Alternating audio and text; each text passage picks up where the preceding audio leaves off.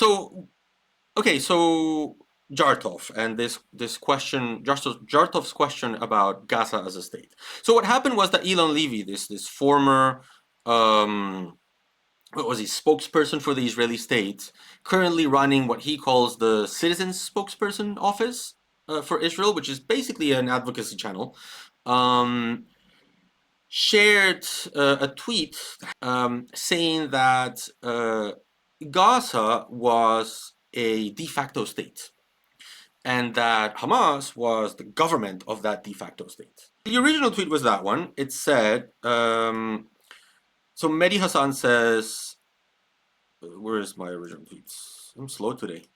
Mehdi Hassan says this guy has to say quote unquote Gaza wanted and quote unquote Gaza God as if Gaza is a person, because otherwise his statements would sound as genocidal and cruel as it actually is, i.e., 1 million children wanted war, 1 million children got war. Of course, talking to some other member, I think he's a member of the Citizen Spokesperson Initiative, I don't know, but like saying basically like you cannot ascribe subjectivity to Gaza, and you do it because otherwise it sounds horrible. It sounds like the people that live in Gaza. So you need to say Gaza. Gaza wanted war. Gaza got war. And Mehdi Hassan is complaining about that, saying like, who represents Gaza, right? And Elon Levy responds, or as if Gaza was de facto an independent state, um, with its own government, whose population supported its decision to declare war. So there's a lot to unpack here.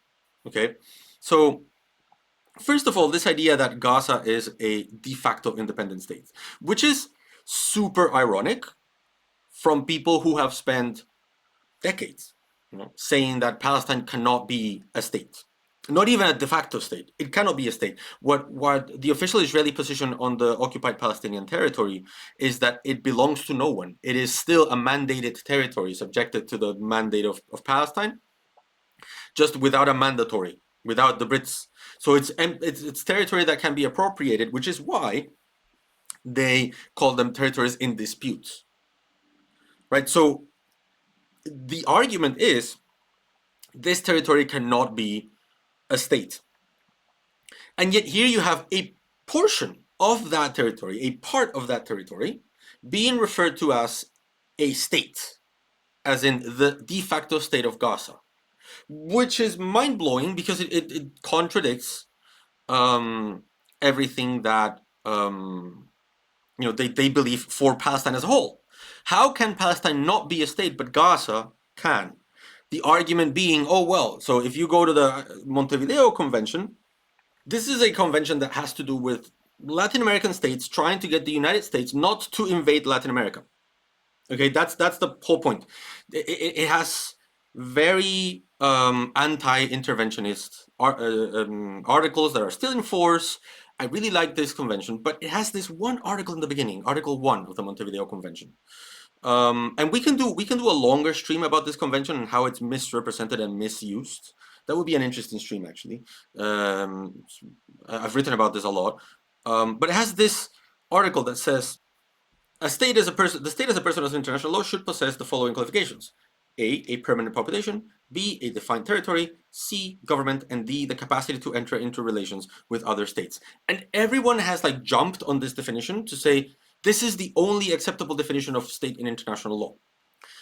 It isn't, because the creation and extinction of states is as much a legal phenomenon as it is a political phenomenon. So you can meet all the requirements and still not be a state, right? I mean, you can and you can like not comply one of the requirements and still be a state. Like take for example Vatican City, right? Vatican City doesn't really have a permanent population because its population is made up of cardinals, people who the Pope says can live here while their job lasts, right? So it's not really a state, but it is a state. And no one doubts that Vatican City is a state at this point. I don't doubt that Vatican City is a state right now. So don't take this like a manual, but it is discussed as a manual in very positivist assertions of international law. And so the general argument that anti-Palestinian states advocates make is, look, Palestine cannot be a state because it doesn't have a permanent population. They claim that the population is occupied, right? It doesn't have a defined territory because it is occupied and the territory is under dispute, right? It doesn't have a government because the Palestinian Authority is not really a government, and it doesn't have the capacity to enter into relations with other states because there are a few states that don't have diplomatic relations with it. Of course, this is not true. This is false. Palestine has a permanent population. Palestinians do exist, and they have been recognized as a group by the ICJ recently. It does have a defined territory. It's as defined as Israel's is, because the green line, the armistice line between Israel and Palestine, has been functioning as a quote-unquote not border for a long time now, and that is defined enough to the point that Palestine has said, we will accept this territory as ours in any negotiations with Israel. It does have a government because the Palestinian Authority is a government. No one says it needs to be an internationally recognized government. It is a government. And it has the capacity to enter into relations with other states because 148 countries recognize it. So it is a state, even by this very narrow legalistic explanation. But if Palestine doesn't meet this definition, then Gaza, as a constituent part of Palestine, should never meet it. So if you don't think that Palestine meets these elements, Gaza should never meet them, right? Because Gaza would not meet the capacity to enter into relations with other states, right? It simply, no one deals with Gaza as a state. No one negotiates with Gaza as a state. And it also doesn't have a government. And this is critical because Gaza doesn't have any kind of like organization that claims to be the government of Gaza. Hamas took over Gaza by military means as a result of a civil war with Fatah in Palestine. And it took control over Gaza as a constituent part of Palestine, not as the Republic of Gaza, but as Gaza, the department, state, or region within Palestine. So it has no government, clearly it has no government, and it has no capacity to enter into relations with other states. So it cannot meet the definition of state. It doesn't even claim, like, whoever entity you would ascribe to it as its government doesn't even claim that the territory that they want is Gaza. Hamas doesn't claim that they are the government of Gaza. They claim that they are administering Gaza as part of Palestine. Right? So if you don't think that Palestine is a state, you cannot think that Gaza is a state as well. It's crazy. It's so contradicting. And worse even, this is the other tweet that I shared here. I don't think that like saying Gaza is a government is something that people should say because it doesn't have a government. Like Gaza does not have a government. It is under the control of an armed group called Hamas, which gained that control not through an election. The election happened and then there was a civil war and they got control over the region called Gaza. So it doesn't have a government. Calling for Gaza to be recognized, for the Hamas to be recognized as the de facto government of a state called Gaza gives them a higher status than what Hamas even claims for itself. Therefore, it can be construed as supporting Hamas, wanting Hamas to be something more than what it itself claims it is. And supporting Hamas in the UK is illegal. Right? There's a prescription law that bans supporting proscribed organizations. A person commits an offense, says here, if he invites support for a proscribed organization and the support is not or is not restricted to the provision of money or other property. So if you support the organization, right? A person commits an offense if the person expresses an opinion or belief that is supportive of a proscribed organization. Calling them a government might be. It can be read that way. So they're really playing with fire. Why are they playing with fire? Why are they doing this is the question that brought me to like ponder. What is it that they're trying to argue by saying that Gaza is a state and Hamas is a government? Well, on the one hand, they're doing this so that they can claim that there's this like existential threat against Israel coming from Gaza, and so that they can divide and conquer the state of Palestine. Right? I mean, that's the only the idea that they need to exact revenge against Gaza for October 7th is so big that it trumps um, even their wish to deny Palestinian statehood. They are willing to recognize a state in Gaza just so that they can say that they can commit genocide in it. It's bizarre, really. It's a bizarre take. Jartov says, I didn't know Levy was talking about this question too. I was just thinking about it with regards to different treatment for Nyack versus Ayak. So this is an interesting question, Jartov, because for those of you who don't know, Nyack is a non-international armed conflict. It usually involves a state and a non-state armed group engaging in some kind of like civil war or something like that, or low-intensity conflict, guerrilla fighting, you name it, right? And insurgency, those are all NIACs, non-international armed conflicts. IACs are international armed conflicts, which usually revolve around two states fighting or a situation of occupation. So when you want to classify the conflict in Palestine under international humanitarian law, there are several ways of doing this, and people don't agree. Like scholars don't agree. The Office of the Prosecutor in the ICC classified the situation as both an IAC and a NIAC, as an international armed conflict and as a non-international armed conflict. It said that because Israel is occupying Palestinian territory, there's a situation of occupation, and situations of occupation are international armed conflicts, right? Meaning that the rules of international armed conflict apply to an armed conflict that exists under international humanitarian law between Palestine as a member state of the ICC and Israel, right? Now, in the context of this international armed conflict, there's also a parallel non-international armed conflict between Hamas and Israel in Palestine, mostly in Gaza, but also like in other places. Because for this conflict, for the actions of Hamas to be part of the international armed conflict in Israel-Palestine, Hamas would be needing to be acting in what the law describes as a party belonging to, as a militia belonging to a party to a conflict. And there's disagreement as to when this happens. So on the more narrow view, and I guess the dominant view, I would say, Hamas doesn't belong to the state of Palestine, that it is not the armed forces of the state of Palestine. It's not the army of Palestine. Therefore, it's not part of the military structure of the state of Palestine, as, for example, the Bushwhacker militias, where during the US Civil War, they were part of either the Confederates or the Union states or belligerents, and so the Confederate belligerency would incorporate militia groups that would fight for the South, and the North would also have its own militias that would fight for the North as a member, as part of the military structure of the West, of the Union, of the North, or the South.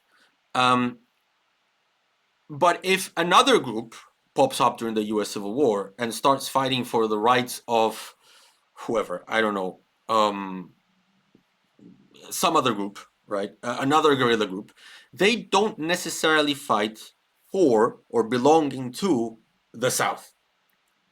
And so they would be engaged on a separate armed conflict, a non-international armed conflict. So Hamas, as it is perceived as not the armed forces of the Palestinian state, then it is not part of the IAC. It has its own separate NIAC. It's non-international armed conflict. This is one view. There are other parties who say you don't need to be part of the structure of the state party in question, for you to be a militia belonging to. I believe that is it the War Report? I think it's the War Report, which is a very good report that you can check from the University of Geneva. I think this is what they say. They say, as long as you claim that you are fighting for, then you belong to, even if the entity itself says that you are separate. You still belong to Palestine because you're fighting for Palestine.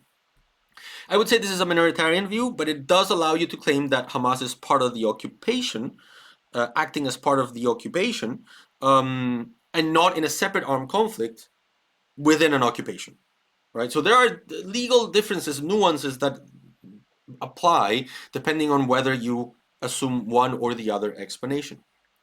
But under neither Nayak or Ayak would you say that Gaza is itself its own state. If Gaza were a state, then yes, this would be an Ayak, an international conflict between Palestine and Israel. And that's where Hamas would be the armed forces of Palestine, of Gaza, of Gaza. And that's just not the case. This is not how Gaza is at all understood in this conflict.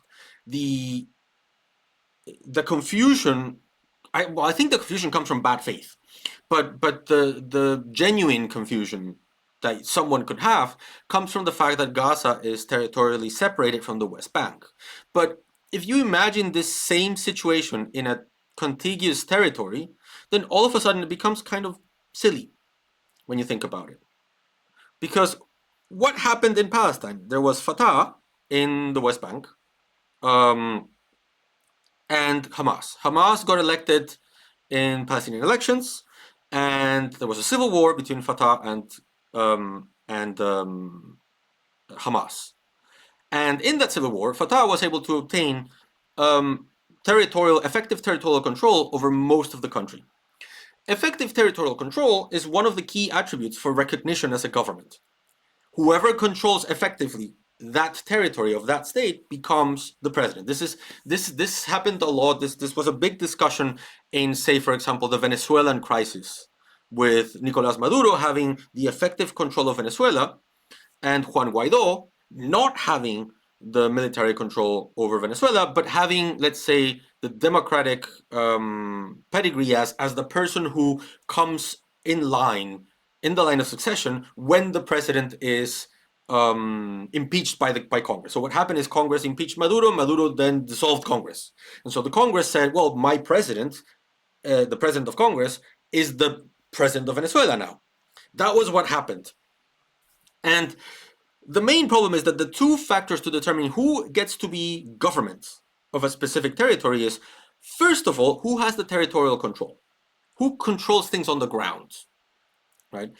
And in some occasions, you can have situations where you don't control things on the ground, but you have such democratic legitimacy on your side that the international community decides to recognize you still. So typical example is when there is a president that wins an election and the incumbent refuses to leave. In those circumstances, in the Gambia, for example, if I remember correctly, there's been cases where the international community have sided with the incumbent president and even sent military assistance to make sure that the president that has the democratic legitimacy on their side, even if they don't have the territorial control, gets to power.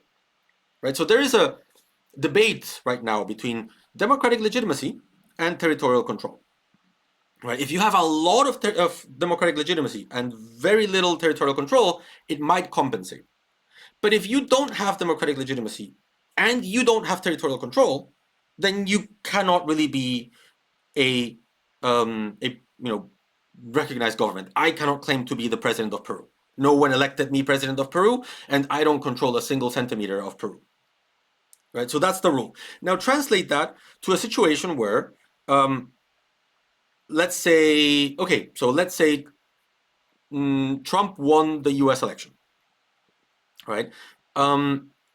Because Trump wins that election, Biden says, "Oh no, I don't want Trump in power." So Biden goes to Delaware. He's from Delaware, right? Goes to Delaware and starts a militia group to oppose Trump.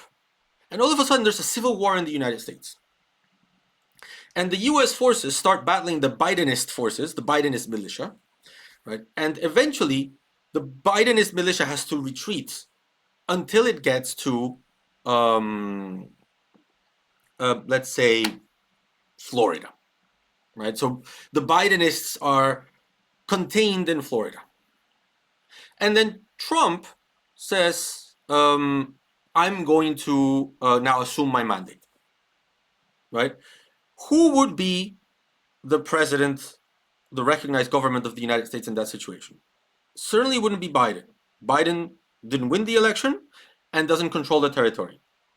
Trump won the election and controls the territory, so he would be the government. Now imagine that it's the other way around. Trump wins the election, but Biden says, I don't want you to be president, and the Bidenites take control of the White House. This is like Civil War, that movie Civil War, remember? The Bidenites take control of the White House. And the Trumpists are have to retreat to Florida. And they only control a part of Florida. Who is the government of the United States? Trump has democratic legitimacy, but does not control almost anything of the country. So we would have a crisis similar to that of Venezuela. Some countries might say, I will recognize Trump. Some countries might say, I will recognize Biden. Those who recognize Biden will likely be the majority because Biden would be controlling effectively the territory. This has nothing to do with recognizing, the validity of how they got to power. Right? It just has to do with whether they control the territory effectively, and whether Trump will have sufficient democratic pedigree to say, no, actually you need to side with Trump to regain power. It could be the case that countries side with Trump and they send a military mission to make sure that he defeats the Bidenites and regains power and secures his military, his democratic legitimacy through military means. Right? Now think of this in terms of Israel-Palestine. Now think of this in terms of Hamas and Fatah. Hamas wins the election. There's a civil war between Fatah and Hamas. Fatah wins the civil war, so they didn't win the election, but they won the civil war. And Hamas ends up in Gaza.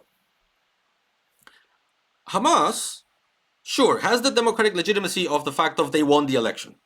But they are also a group that targets civilians. They're also a group that engages in crimes against humanity and war crimes.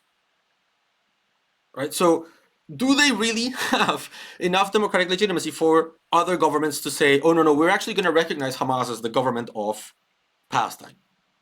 No one does that. Like, I don't know, I don't have the information here, but I don't think there's a single government that recognizes Hamas as the government of Palestine.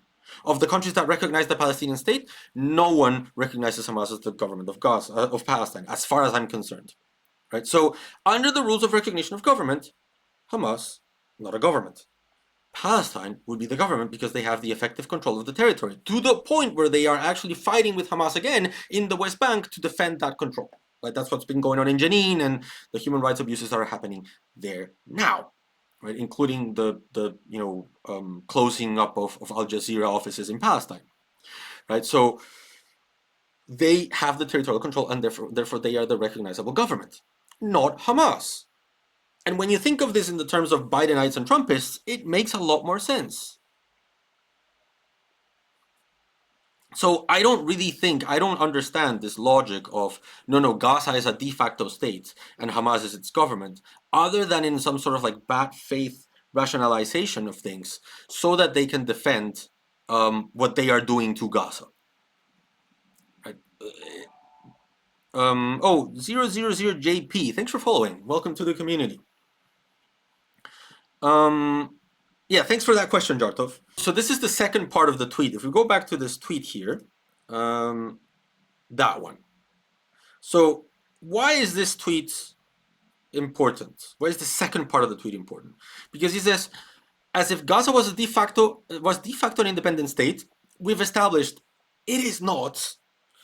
With its own government, we've established it doesn't have its own government. There's at best, there are institutions within Gaza that operate as governing entities, but it's not a government under international law. And here's the third part, whose population supported its decision to go to declare war. This fact is irrelevant. So there's a theory in moral philosophy. When you start talking about moral philosophy, it gets dark. Okay, the things that are discussed in moral philosophy can get dark. So there is a theory that talks about the contributing civilian.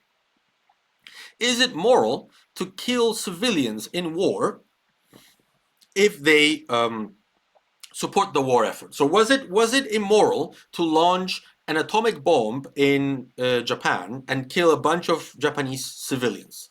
So my answer is pretty obviously no. It was not moral. Launching atomic bombs was not moral. And again, morally speaking, not even legally speaking, but morally speaking, it was not moral. It was an immoral act. But there are some philosophers that argue, wait, I don't know. If the Japanese civilians are supporting, contributing to the war effort morally, or even with their work, even with their labor, like producing guns and stuff, producing weapons, even with their moral support, with their propaganda support to the Japanese war effort, then it's not really that moral to kill them. I find that logic morally indefensible, because there needs to be a claim to defending those who cannot defend themselves. It's not the same killing people that are armed and trained for war and killing people who are not. We cannot just justify that someone gets to be killed just because they are Palestinian, just because they are Japanese. I actually wrote an article on this. Let me see if I can find it. Yeah. It's called In Defense of the Defenseless. And the general idea is that you cannot just start killing people that have done nothing, no participation in hostilities. If they are defenseless, then they should be defended. Right? If they don't have a gun in their hands and they're attacking you, or they are not members of the armed forces that have been trained for war, then you cannot morally justify killing them. So I find the entire tweet objectionable, very objectionable.